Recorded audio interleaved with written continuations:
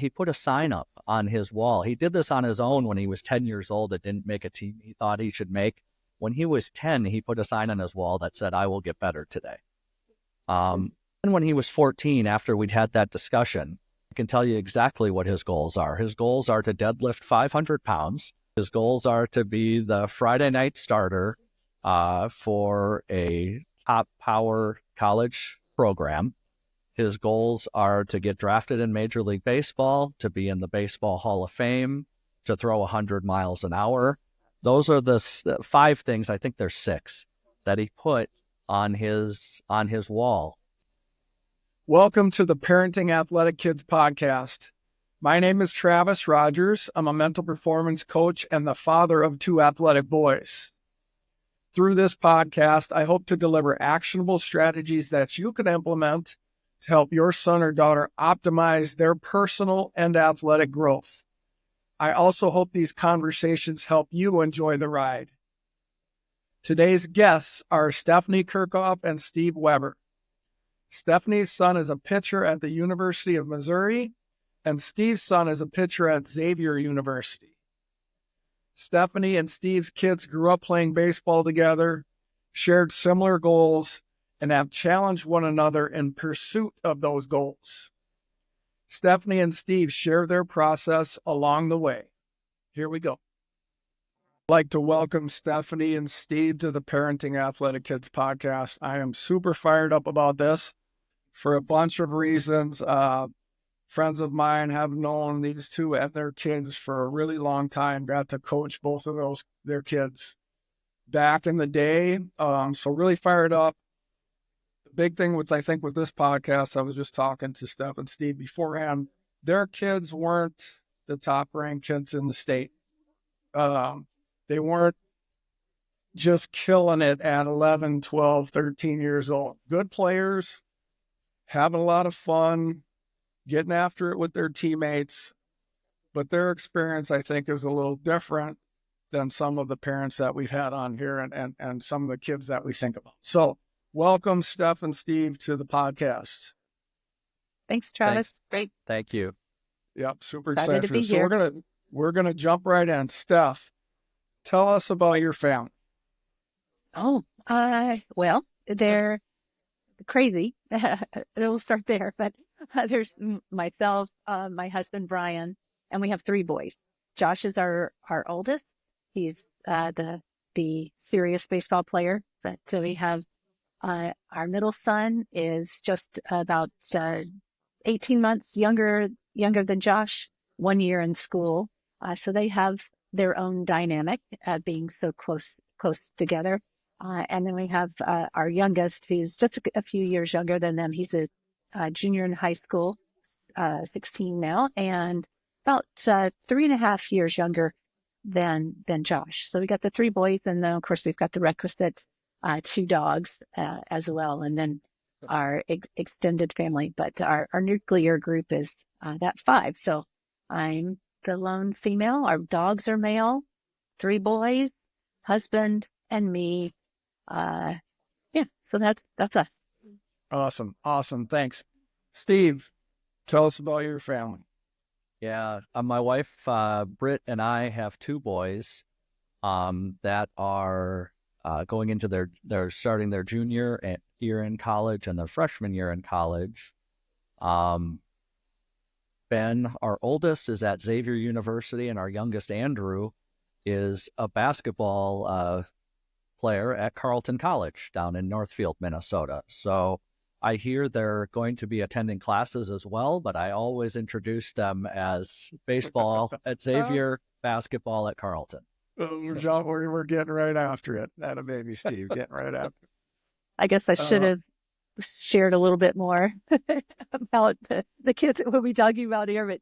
But Josh is Ben's age. He's in his 3rd year of school. I'm sure we'll cover it, but he had a little different college route, but he's in his 1st year at University of Missouri in Columbia, Mizzou, M-I-Z.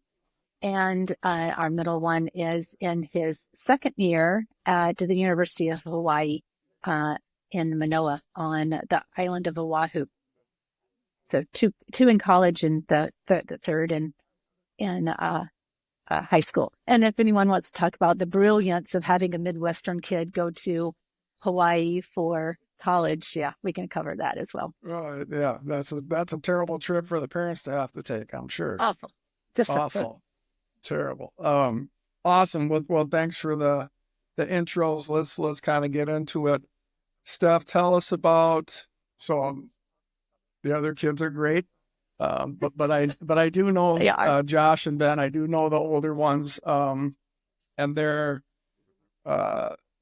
so they're the ones I really want to kind of hone in on, and it's not to, again, like separate the other ones, and we might get into that a little bit. But tell us about Josh, like start in the beginning, if you would, his process through sports, other sports that he played, like kind of give us the rundown, and maybe mix in where the Webbers came into this as well, and their experience together. This might take a while, but we got all day. Sure. So both Brian and I are huge baseball fans. So when Josh was little and got to the point that he had boy energy, right? So he needed some activities, needed some stuff to do, and we were living outside of D.C. at the time, so we were in Northern Virginia, and the offerings there in Fairfax County were tremendous. And they offered T-ball at age 4, which was, organized chaos, that sort of thing. But then they started coach pitch, Little League at age 6. So Josh was able to start playing. I did T-ball and enjoyed that and had fun with it. It was, again, nothing really developmental, a little bit, but mostly just getting them out, getting them used to being with other kids and listening to other adults and starting to take instruction from other people. But he enjoyed that. And so we kept him going. So he started with baseball really at age 6. And we were just really fortunate, the impact and influence that people who care for kids and who care about what it is that they're engaged with, the activity that they're engaged with the kids on, makes a huge difference. And we were really, really fortunate because they just do a draft. And so he randomly got paired with his first 2 real coaches there in coach pitch baseball in South County Little League. A little shout out for them. Mike Rogers and no connection, I don't think, but Mike Rogers and Dan Jordan.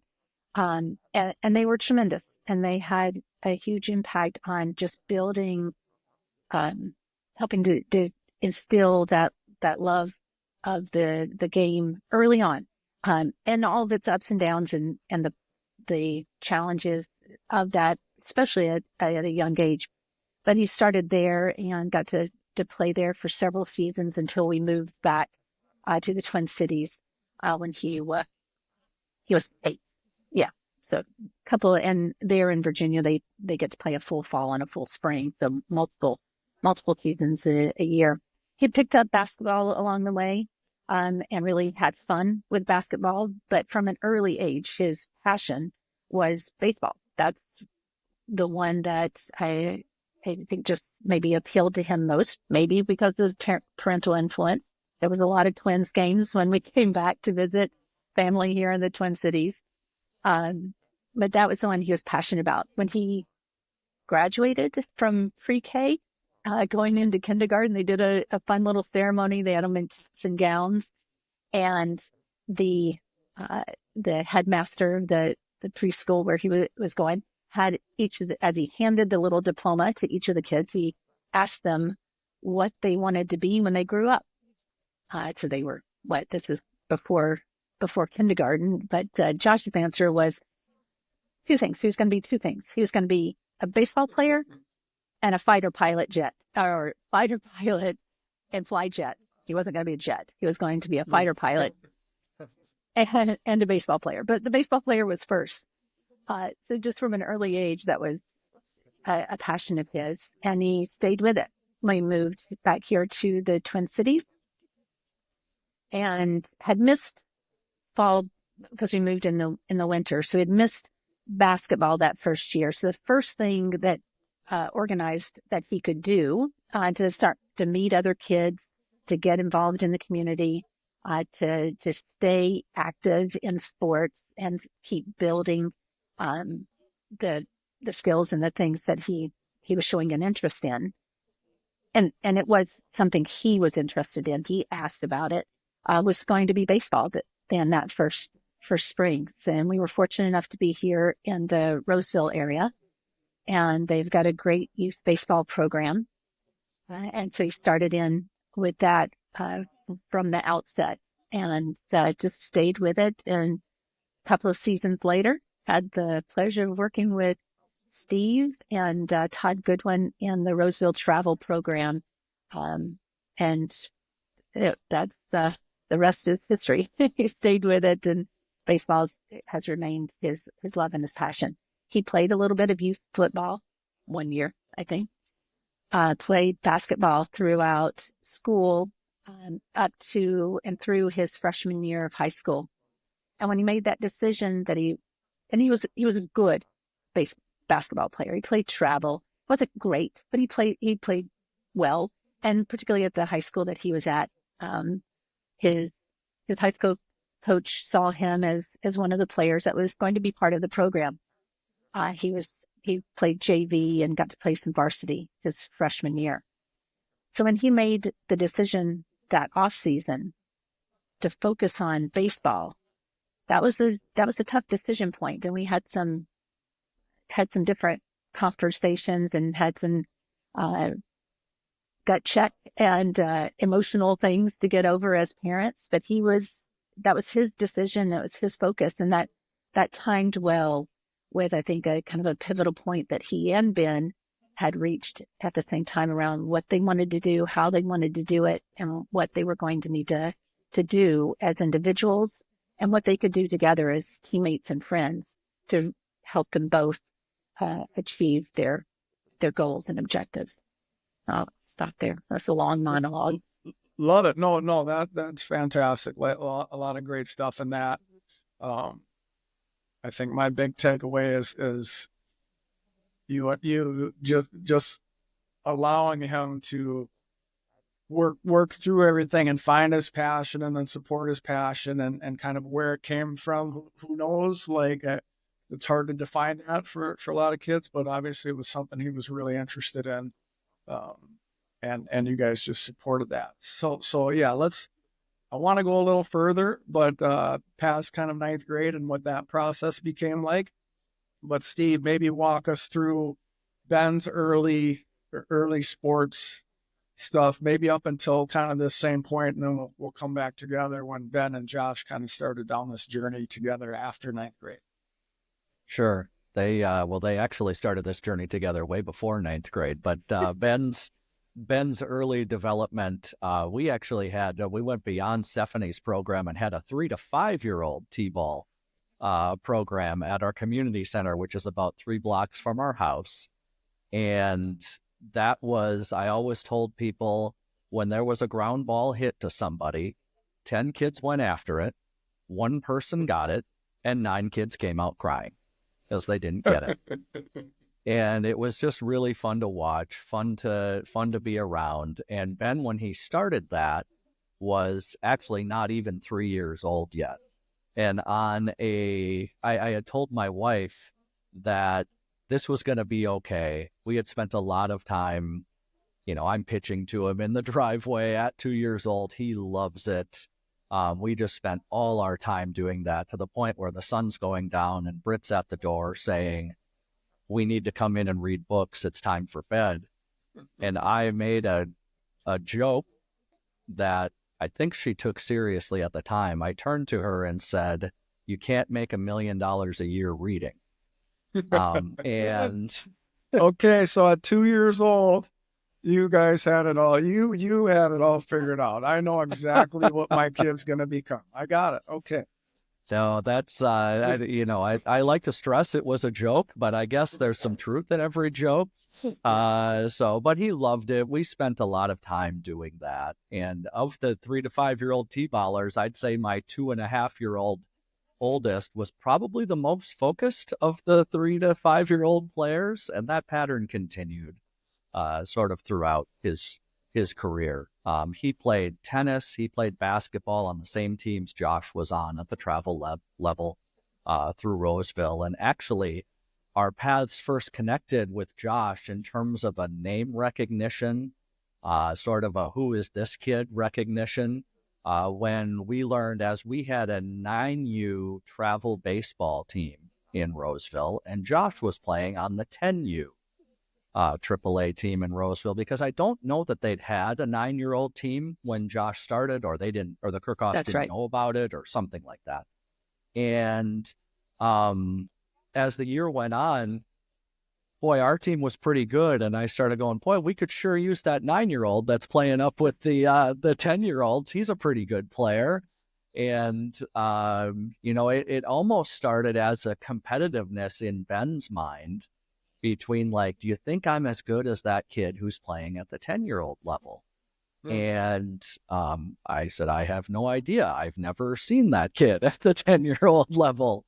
But their paths crossed for the first time, at least there. And then they started playing together as 10-year-old players for me as on that team. And then going forward with the other gentleman that Stephanie mentioned, with Todd Goodwin, from 11U on, and have spent kind of their time from 10-year-old on as very, very close friends, and helping each other, really support each other with everything that they're going through, both personally and in the baseball aspects of their life. Yeah, they really pushed from the get-go, pushed each other and supported one another. Like there were both elements. It was you can do this, you need to be better. You can do this, you can be better. And I think after working with Great Lakes for a while, so I was probably 2 years in, Steve, I get maybe three seasons in. They got to the point where they realized that if they were interested in taking their abilities to the next level, and were interested in playing at the collegiate level, forget whatever division, but they wanted to play collegiately, that they were going to have to really focus and kind of, I'll say, buckle down. They were very dedicated already. They worked hard. They did all the things, but I think both of them realized that they were going to have to really focus and concentrate exclusively, in Josh's case, exclusively on baseball, and everything that he wanted to do should be focused around improving himself and growing his base and growing his skill level around baseball. And at the same time, he was starting to hone in on pitching specifically. That's not been something he had done a lot of up to that point. Steve and Todd were really good about rotating the kids in the Roseville travel ball and getting them exposed to many different positions and playing all over the field. And that happened at Great Lakes as well. But Josh, I'm speaking of, didn't pitch a lot, but he liked it. And he realized he was developmentally, I think, maybe not as far along as some of the other players, so he really needed to focus in on there.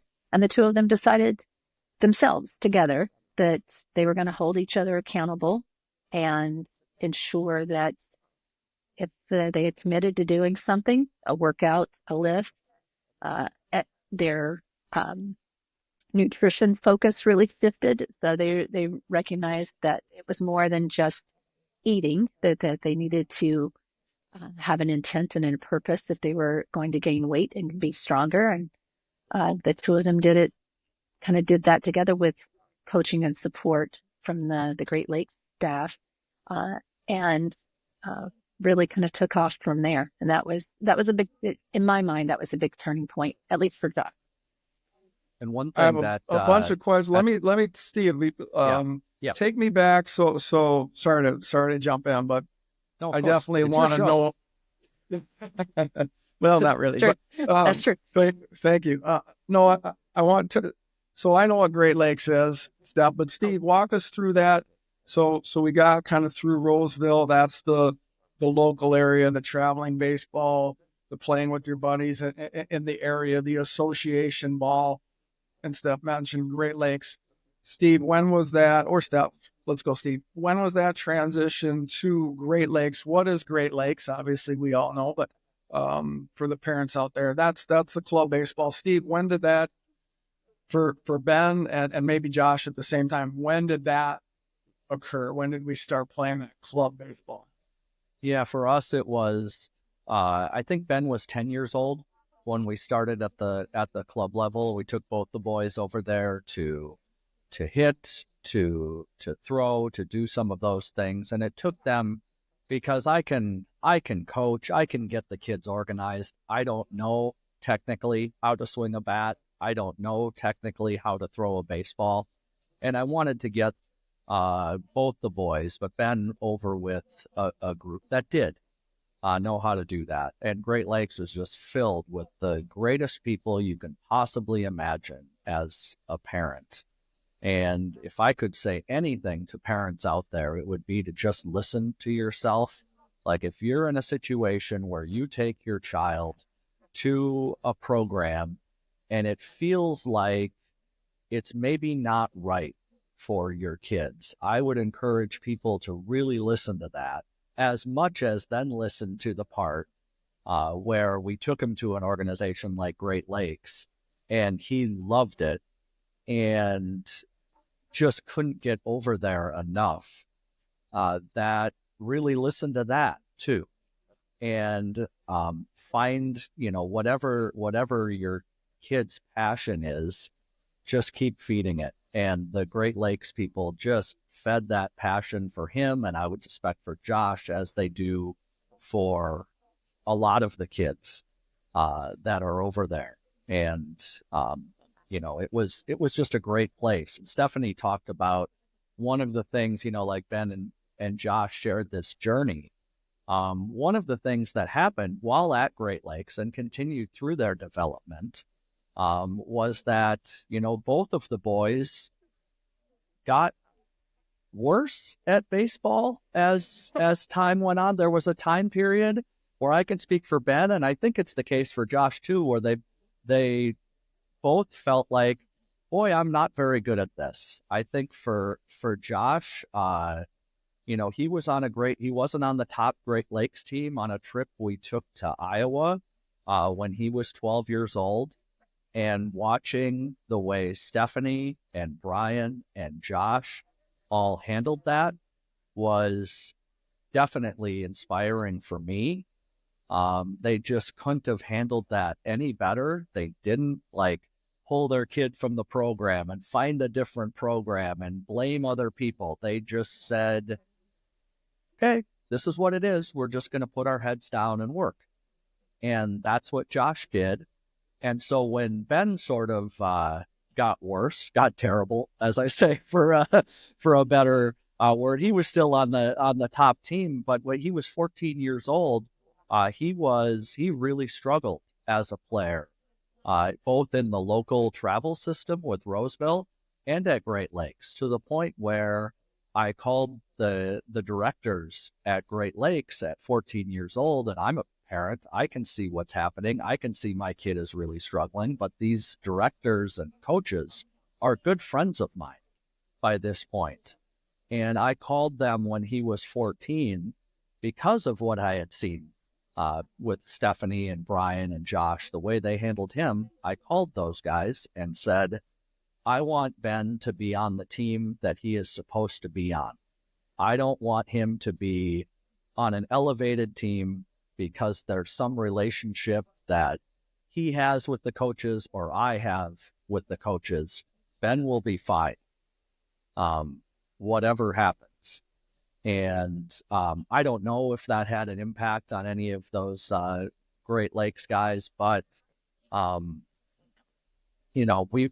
always just wanted to be told the truth and live in the truth, not live in sort of this world where we're pretending me or my kid is something other than what he is. He'll be fine. And it was just because of the way the Kirchhoffs handled the same situation when Josh was 12. It was nice to lean on that and react accordingly. Love it. Thanks for sharing that stuff. Tell us about Josh in that time frame. That's something, again, that I kind of knew about. He had been on the top team, got dropped down. How were things at the house during that period? How did Josh hold? What kinds of conversations were you all having? Yeah, it's tough, right? Your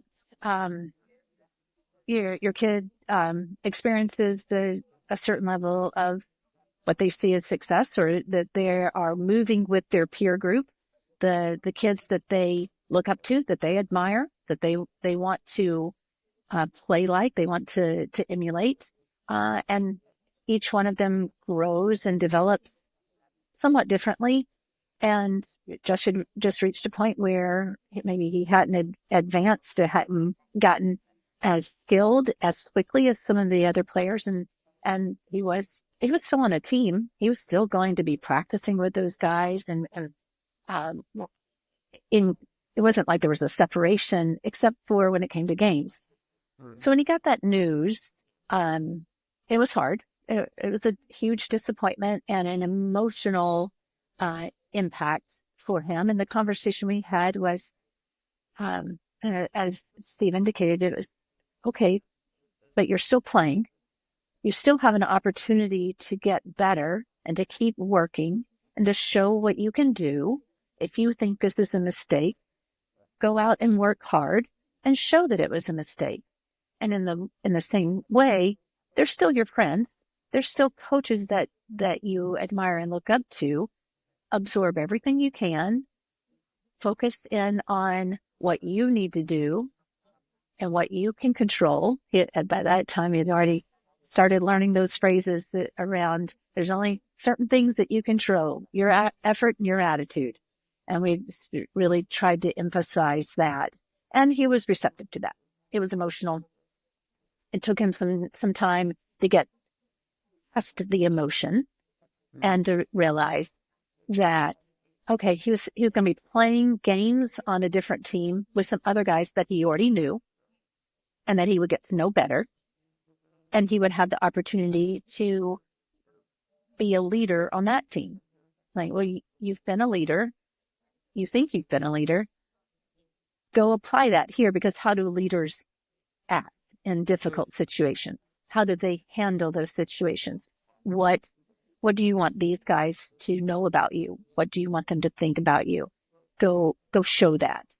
And that's hard at that age, but it was an important life lesson. And we try to put it in the context of you're still working out with those guys. You're still practicing with them. You have the same opportunities to get better, to learn the skills, to keep honing what you're good at and to improve what you need to improve at. And you're going to be playing games with a different group of guys who are fun and great and that you already liked anyhow. So just use it as a learning opportunity and an opportunity for you to show what you can do. But it wasn't easy. There were tears. There was frustration. And there was real work that he had to do to get better. And he stepped up to that. And it wasn't overnight. It took time and it took effort, and he would, stumble and take a step back and then take a couple of steps forward. So it's just something that we continued to emphasize as he worked through that season and continued to work in the off season, and then was fortunate enough to be put back on the higher level team. But again, he continued to practice and work out with that same larger group group of guys. And I think he may say it differently, but I think it was a good lesson and a good experience for him overall in applying what he had learned and what he thought a leader looked like and what he thought a leader would do, and then go and illustrate that or look to live that with a new and different group of guys. And I'm pretty sure, given that he's at a different school than he's spent the last 2 years at in college, that he's been able to draw on that a bit in getting to know a entirely new group of guys at the collegiate level, each of whom has their own experience and their own ideas of what a leader does, how a leader acts. So I think it's something that stood him well. Going through some adversity is hard, but using that and learning from it and taking it forward into your next experiences is an important part of maturing. Love it. That's fantastic. Steve, you talked about, and this is not trying to plug Great Lakes, but you talked about how that was getting into Great Lakes and the environment there and Ben, and I think this is true for Josh too. Steph, maybe after Steve speaks on this, you can jump in if you have anything. But what was it about that environment specifically for a parent? Maybe it was just as easy as like he wants to be there all the time, and that's the light bulb that goes off, like this is the right place for him. Were there other things that you saw as a parent and like, man, I can really get behind this? And I think especially, you know, as a coach that you were, have probably even a better sense of what good looks like, you know, or great looks like. So any thoughts on, so for parents out there that are going through different clubs and what this experience should or shouldn't look like, what did you value in what Great Lakes brought to the table? Yeah, I valued so many things, but mostly it was just watching my kid as he went through there. You know, my Ben is a far more focused human being than either of his parents or his brother. He's just one of those guys that is so focused. I always tell people he didn't really need parents.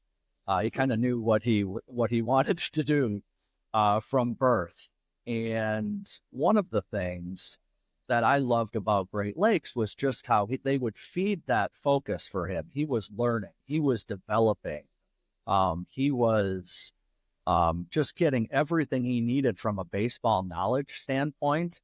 And then he was getting everything he needed on the friendship, on the relationship side of it too, both with his coaches and with the other kids that were also training with him. You know, there's just so many kids at Great Lakes. I don't want to mention any because I'll inevitably miss one or two, and I don't want to. But everybody had such a huge impact. All the older guys had such a huge impact on Ben that he just wanted to be there all the time because he was getting everything he needed at Great Lakes, from baseball and from friendships and from, you know, learning how to lead within his own group and follow direction from his coaches. It really was everything you'd look for as a parent. Love it. Steph, anything to add to that? Well, I agree with everything that Steve just said. There was an additional element. I'll just expand a little bit on his points about the overall development too, because what I saw and what I particularly appreciated was the recognition and the emphasis on growing as individuals and as human beings, like the respect that was expected to be shown to your teammates and to your coaches and to your opposing players, the opposing team, and the officials. Right? The lessons around, yes, you can have fun, you can do the baseball chirping and enjoy yourself, but it can be done in the right way and in a way that's respectful of the game, respectful of yourself, and respectful of your opponents.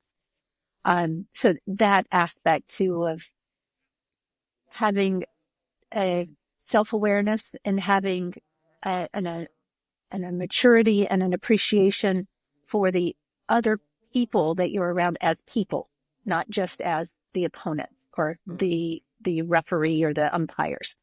So the growth in that area and the recognition that they needed to develop skills as baseball players. They needed to develop the intellectual side of the game and the understanding of the game.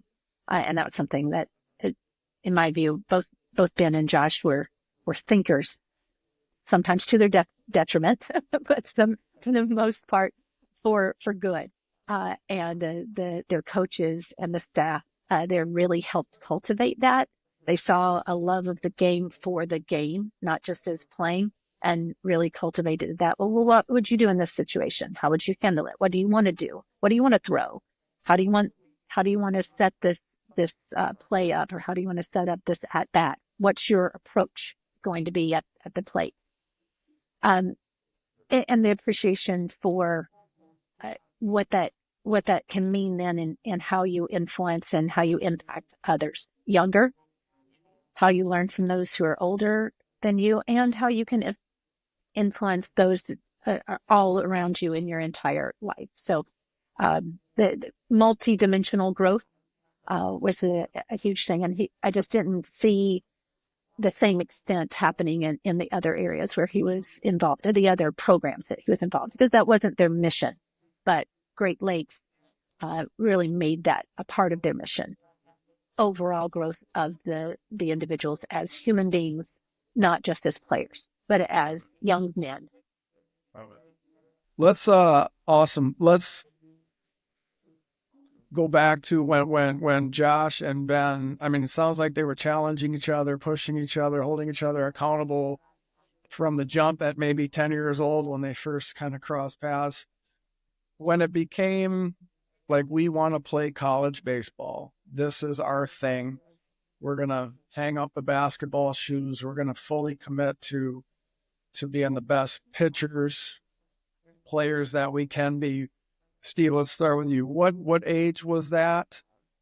What then changed from the parenting angle? I would say mostly, like, did we support things differently? Did we talk about things differently? Did they take charge of that process? When exactly did that happen? And then what followed?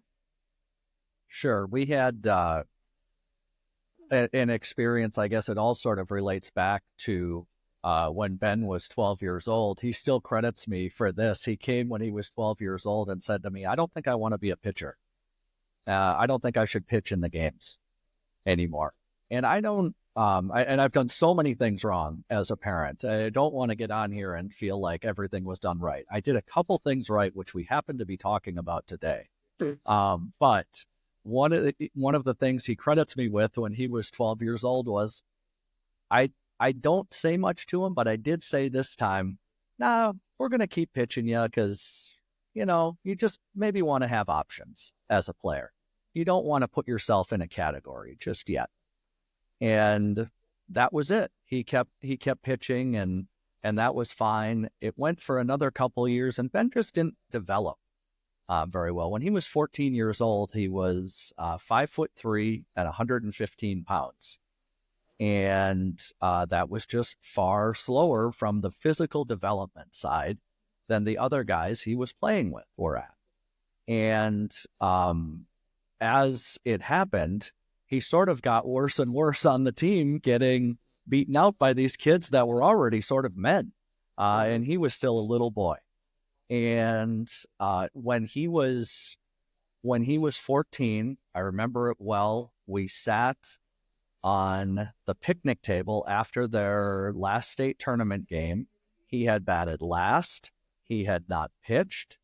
My wife was so upset at the way, and we both were upset. I don't want to be like it was, we were like, man, this is really a struggle. This is hard to watch anyone go through.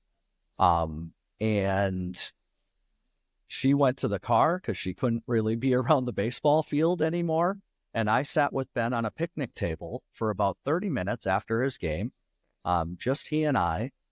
And we came to the conclusion that we were both all in on whatever his dreams were, whatever his desires to do from a baseball perspective. I was in, and I believed in him because, as I said earlier, he was the most focused person I'd ever been around, adult or child. And I wanted to feed that. I wanted to feed that passion.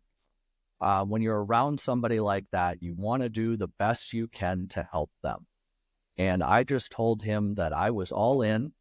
That fall, we made the decision to take him to the Florida baseball ranch, where he could learn how to pitch. When he took his first velo measurements at the Florida baseball ranch as a 5'3", 115-pound 14-year-old, he threw 69 miles per hour.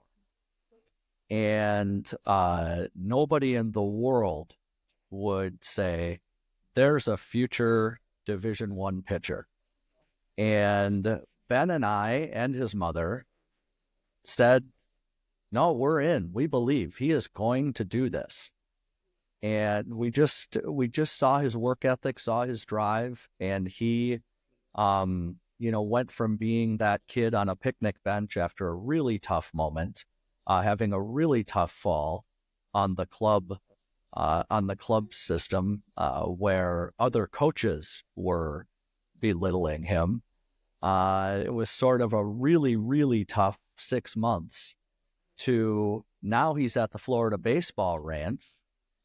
And he found a place that shared his drive, that believed in him as much as he believed in himself, as much as his parents believed in him. And we were just able to feed that. And within 2 years, he's throwing 85 to 90 miles an hour. He's 6 feet tall. He's 200 pounds. After a dinner in Las Vegas with his club team coaches, where they sat him down and sort of figuratively put their hands on his face like people do, and like when they want to really get your attention. And they said, you need to eat more. You need to get bigger. And boy, I think he's had 4,000 to 5,000 calories a day every day since. So he's had a lot of support, and it's just really cool to see that development. That's an amazing story. And I'm sure it would take hours to talk about all the time in between, even that decision, and a few years later throwing 85 to 90. And we'll get into the where he is now and kind of the post high school stuff. We'll get into that in a sec. Steph, how about for Josh? Like when did that time come, and what was the progression after that? Around 14 years old, when did this kind of aha moment happen? So I think it was probably in that same fall that fall season that Steve is referring to. So they had gone through a good deal of success at the 13U level. They had their association team had kind of expected the same success at the 14U level, and they didn't quite get there. Josh was then, as they started high school, Josh was playing with do I keep playing fall baseball? Do I want to play football? I'm going to a much smaller high school. I could do 3 sports. I could play football. I could play basketball. I could play baseball. And it was kind of, turning all those things over in his head. And I think it was the conversation that Steve mentioned about Ben making his decision, going through his experiences. And I think the two of them getting together from Josh's perspective, it was, well, I could do those other things, but this is really what I want to do. This is what I enjoy and I have the most fun with. And so he started to get serious there his freshman year in high school. But he went through, he played basketball, he did baseball as his primary focus area. But it was probably that summer after his freshman year where he, or maybe during the spring season, but during that general time frame, he made that decision. I think influenced heavily by Ben's decision and what Ben was focused on, and seeing Ben's focus. As Steve said, Ben is absolutely one of the most focused individuals anyone could ever meet. And I think Josh was influenced in a positive way by that. Like, he saw what it was going to take. He understood what Ben was aiming for and what he was working toward, and the improvements that he had already made, and said, that's what I need to do too. And we can do it together.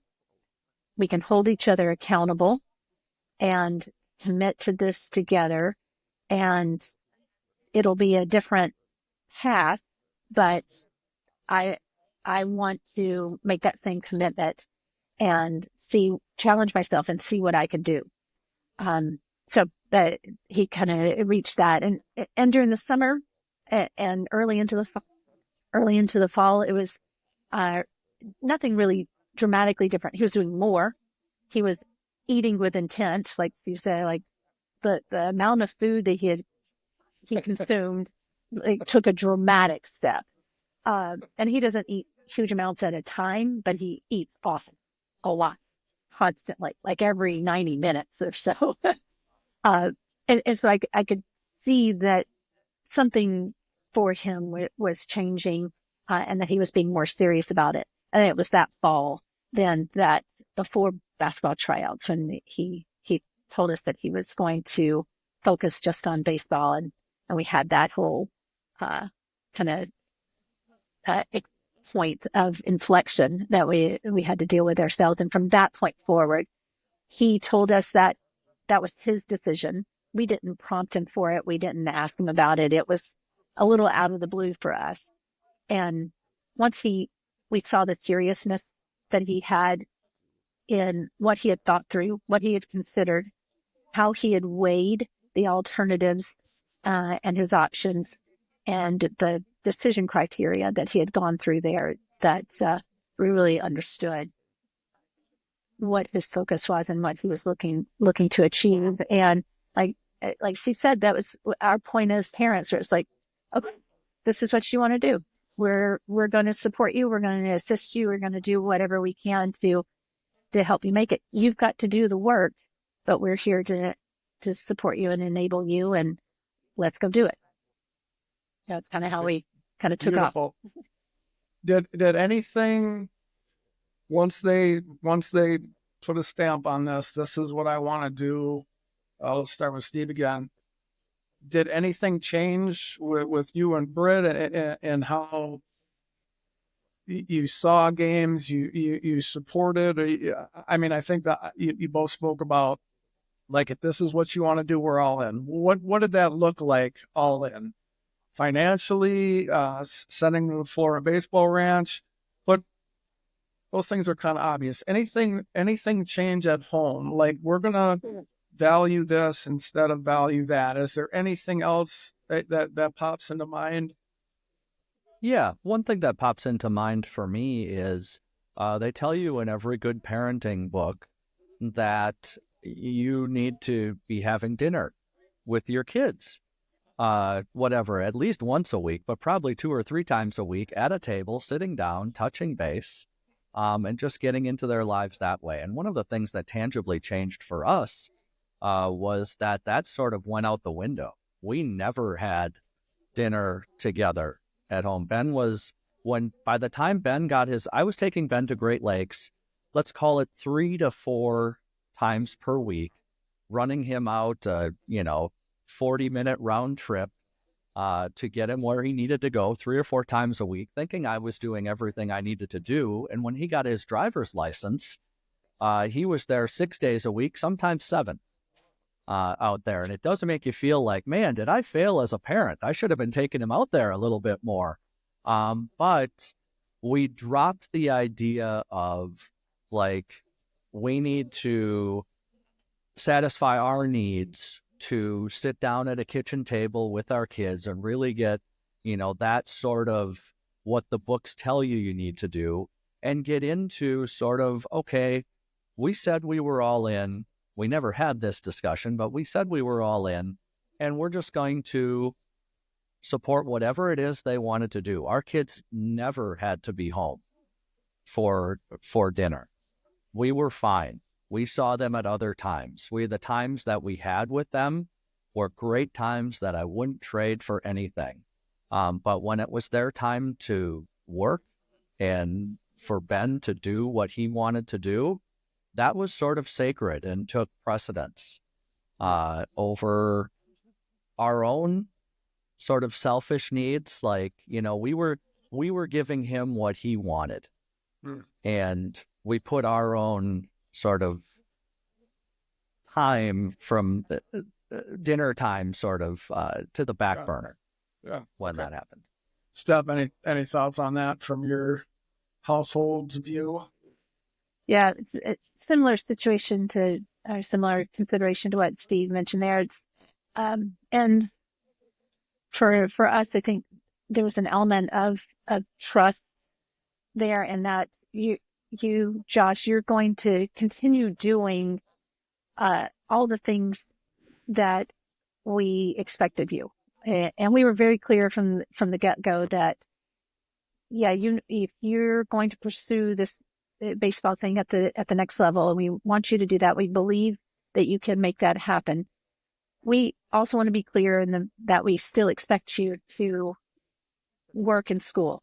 You're not going to just skate by. You're not going to be one-dimensional. You need to stay committed to your schoolwork. You need to also engage in other activities. So you need to still do things with other friends, be involved in other activities. So for Josh, that was, he remained in the concert band in high school and played there for all 4 years. He maintained connections and friendships with other people that were outside of that baseball circle, and he maintained his focus on his academics.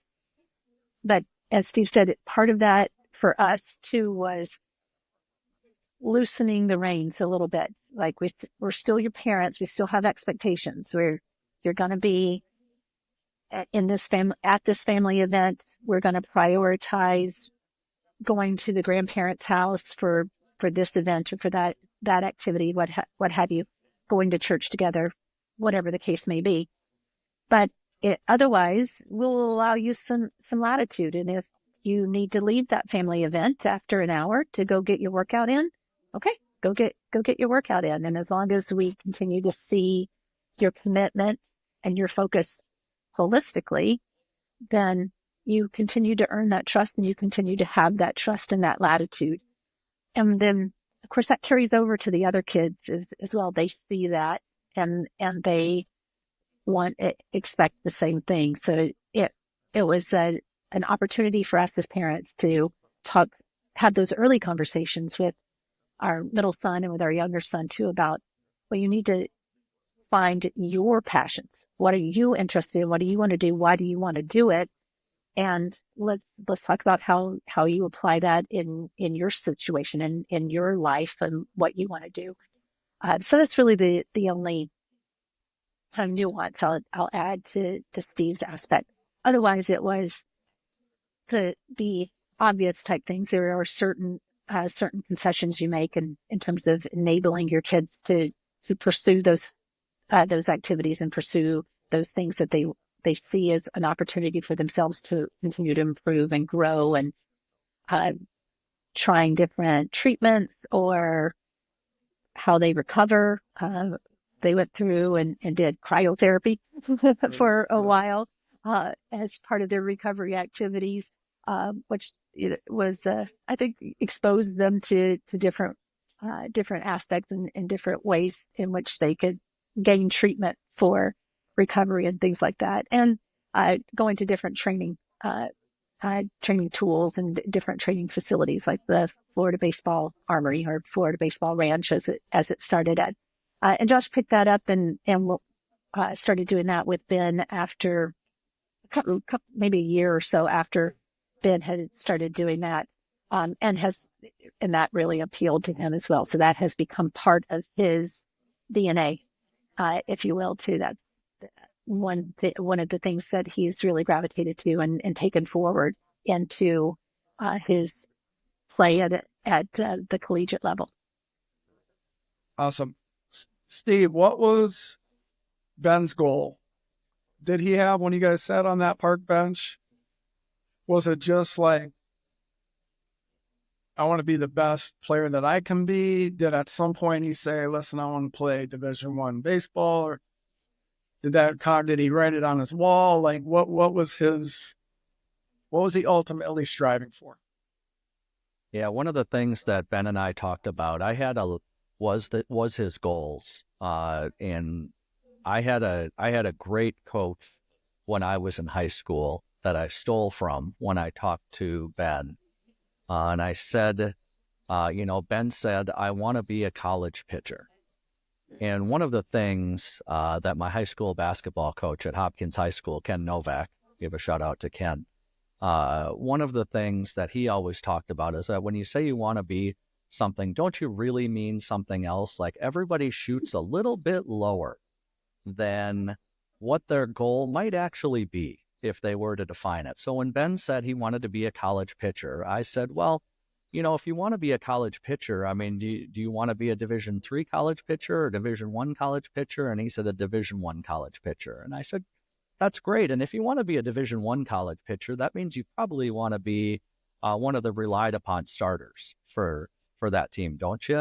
And he said, yeah. And we went down the line with that. And where that ends, once you're, a Division I pitcher, now you're the Friday night guy. Now you're at a Power 5 conference, now Power 4 conference. And where that yellow brick road ends is I want to be in the Baseball Hall of Fame when you get down to it. So it's really honing in on what is your goal there. What are you actually saying? What are you actually dreaming about? And he put a sign up on his wall. He did this on his own when he was 10 years old. It didn't make a team he thought he should make. When he was 10, he put a sign on his wall that said, I will get better today. Then when he was 14, after we'd had that discussion, I can tell you exactly what his goals are. His goals are to deadlift 500 pounds. His goals are to be the Friday night starter for a top power college program. His goals are to get drafted in Major League Baseball, to be in the Baseball Hall of Fame, to throw 100 miles an hour. Those are the 5 things, I think there's 6, that he put on his wall. And so, he's just a different cat. I always say most people don't put those type of things on their wall, don't approach their life with the focus that he did, that he has, both academically and athletically. He, when he was a junior in high school, Cretan-Durham Hall won the high school he attended, won a big game. It might have been actually against Mounds View, which would excite anyone to beat Mounds View, because that doesn't happen very often. But the whole team was going across the street to get cheeseburgers, and I said, God, that sounds great. I would love that. That would be like the greatest thing I'd remember forever, I said to him. And he looked at me and he said, but I have to lift. And I said, yeah, but it would be really great to go get cheeseburgers with your buddies, don't you think? Like, that sounds like a great time. And the kid went and lifted. Weights. And so, I don't think it's OCD for Ben. I think it stopped short of OCD, but it's just very focused, very driven type of behavior like that. That's awesome. I think a great point there, even though he's so focused, like you walking him through the specific goals and really honing in on that gives it purpose, right? I think a lot of times we can just lay back from that as parents and from the athlete standpoint and be like, yeah, I want to play professional baseball. Well, you and 6 million other kids or whatever it is. But I think when they get that really dialed in, and that helps dial in the steps along the way, right? Because it is different. let's be honest, if it's Division I Power 4 versus Division III, it's a different process. Not always. I mean, not always, but I think it really helps them to be like, okay, I see that on the wall. This is what I have to do on a daily basis to get there. It's not wishy-washy. So I think you supported that in a great way, even though on his own he might have skipped the cheeseburger. But when he's got in the back of his mind, no, I kind of said this is what I want to do. I need to go lift. I need to deadlift 500 pounds. I'm not going to do that by eating a cheeseburger. So that's awesome. Steph, how about Josh? Like, did he have kind of an ultimate place that he wanted to be? What did that look like? Yeah, and his path is a little different. But and I think he learned that idea of recognizing and articulating your goals in a specific way. I think that was one of the lessons that he learned and started to practice from his experience with Great Lakes and the coaching and the staff there. So he didn't put it on his wall, but he started, I forget the first time I walked into his bathroom, which I don't typically do, right? Because that's a scary zone for any mom. But he had written goals out on his mirror, thankfully in dry erase marker. But he had a similar list of 4 to 5 kind of key drivers for like the next 6 months on one side, and then he had like the 2-3 big things on the right hand side, and he acknowledged those, and they were some stretch and some more realistic, but he knew and adjusted those. It kept the near term or short term goals kind of updated every 6 months or so, and kind of kept those anchor longer term goals. And so it was motivating for me to see what he was challenging himself with, and helped give us something to kind of anchor to and talk about as well, in terms of, Josh, you need to get up. Remember, you and Ben are going to lift. I could lift later. Like, yeah, you could, but I think Ben's expecting you, or Ben and Ian are expecting you. And remember what you're working toward, and just being able to use those things as little daily reminders and affirmation of what he was working toward, and acknowledging the effort and the commitment he was showing, and it gave us all something to look toward and to kind of anchor on and use as our family unit. You asked the question about, how did that look different for us as parents? And it really, for us, it helped broaden out that conversation, and gave Brian different things to talk with Josh about, gave me different things to talk about, and some that we covered together. So it helped deepen and broaden our relationship with him individually and as a parent unit as well. So it was kind of fun and enlightening to see, your child hit that maturity mark, and where they're like, oh, okay, well, that's not buying a car. That's working toward your college career and college degree, and being able to go to a certain type of school, achieve a certain type of degree, have a certain type of opportunity, both in the sports field, but then that would position you for your career outside of baseball as well. So it's some of the aspects that it was, as the kids mature, where you get to start seeing glimpses of the adult that they will become. Well, I think there's huge strength, parents out there. We can think it's kind of cliche or wishy-washy, but both these guys wrote it down, put it on their walls, put it on the mirror. Having that as a daily affirmation, it it makes a huge difference. That's It awesome does. that they found that Yeah. for themselves. Big time. Yes. Even now, Josh has his lock screen, when when it pops up, his goals, his goals for the year are what he sees on his phone. So he's Wow. maintained that, uh, even now into college. Love it. And now that we're on it, just so like what obviously our sons wrote down their goals. One of the things that you, Travis, always stressed with the boys was journaling. I know you've talked about it in the space before, for the boys, and that was sort of Ben and Josh's version of journaling.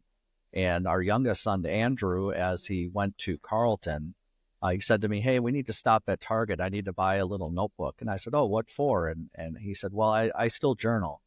I still like to do that." And Travis worked with Andrew 7 years ago, and it's something that stuck, something that he uses to this day to work through whatever it is and I've never seen a journal that he's done. He's using it on his own and getting Yeah. huge benefits from it. Love it. Beautiful. We'll start wrapping this up, but I do want you guys to talk about, and we'll start with Steve. I kind of think from like senior year in high school, the process, Ben going to Air Force and now at Xavier, what was that like? And again, for parents out there, these two guys, it wasn't, I'm committing to this Division I program at my junior year. It wasn't spelled out. These guys were scrappers. These guys worked their tails off, for lack of a better term, scrappers. It's way more than that, but worked their tails off to get where they are at big time Division I schools. Pitchers, hopefully in the weekend rotation, all these things. So it wasn't junior year. I don't think Ben knew what he wanted to do. I don't think Josh knew what he wanted to do. Maybe even senior year. What was that? Let's start with you, Steve. Like, walk us through that process a little bit. Yeah, Ben had a very good junior year of high school for his high school team at Cretin-Durham Hall. Achieved a lot of his personal goals. Their team came up short in the section championship, but Ben accomplished a lot of the things that he wanted to get accomplished as a junior.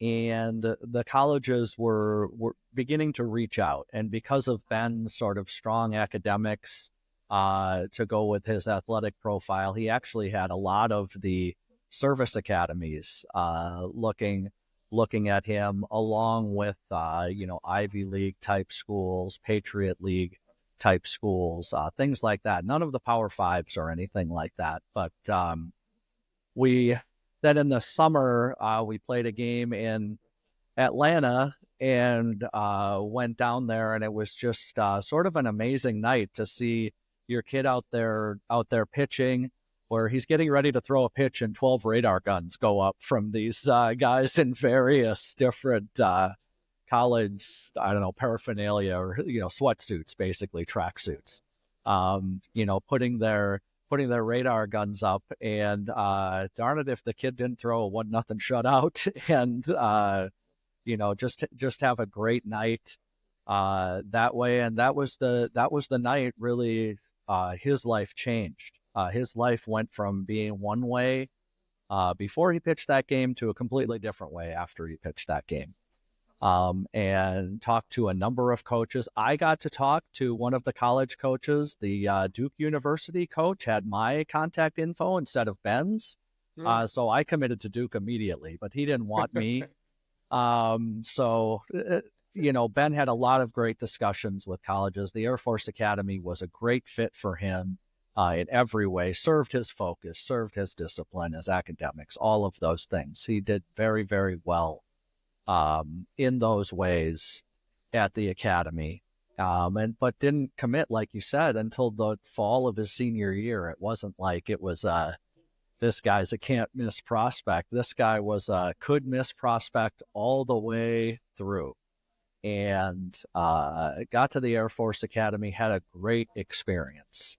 There, pitched 50 some odd innings as a freshman, which is sort of unusual in a relief role for their kind of a midweek start here or there.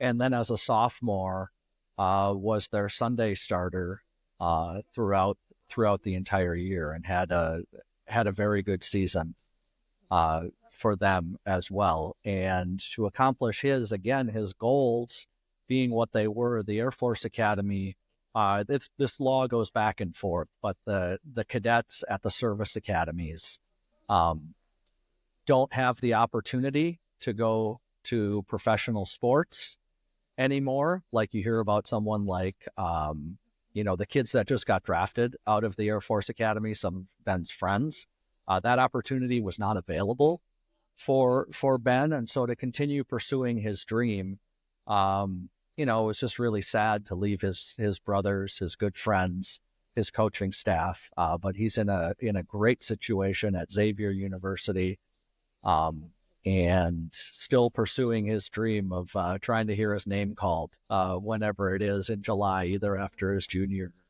or senior year. And the worst case scenario is he'll have a great business degree from a fine institution. So we're very proud of him. Love it. Steph, Josh's kind of progression, senior year, maybe ish on through where he is now. Yeah. So Josh attended a smaller private Christian high school here in the Twin Cities area. So didn't have quite the attention at the high school level. He had a very good high school career with Concordia Academy. That was all good, but it didn't play the level of competition and didn't get the level of attention of some of the larger schools in the area.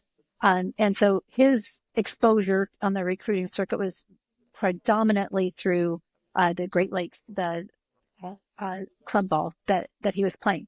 And he had some interest and had made some contacts, but didn't have that seminal moment that Steve referred to there. He played well, he pitched well, but not at a level that would generate that immediate interest from the size and competitive level of school that he was looking for. He did have some, but he recognized that by this point, he had also decided that he wanted to just pitch at the collegiate level. He had played both as a catcher and as a pitcher at the high school level, and had still done that through Great Lakes, although it had started to focus in on pitching, but still caught a little bit. In fact, he caught that game that Ben pitched, the 1-0 shutout. But he recognized too that his development as a pitcher was not at the level that it needed to be at to play at the level that he was targeting for himself. So his decision made there in the fall of his senior year, he had talked to some schools. He was considering his options and weighed a number of alternatives. He could have waited, but he knew that he was going to need more development time and more development focus to do what he wanted to do. And so he made the decision to commit and play at the junior college level. So he committed in the fall of his senior year to a junior college in Iowa. He committed to Iowa Central Community College there, and was very, very definitive in his interest in what he was looking for. He looked at a couple of different junior colleges there in the ICAC, the Iowa Community College Athletic Conference, and knew what he was looking for, and found that at Iowa Central, and made that decision. And from that point forward was all in. Like he knew exactly what he needed to do and how he was going to do it, and what his path was going to be. And it was a bit of a surprise to us as parents.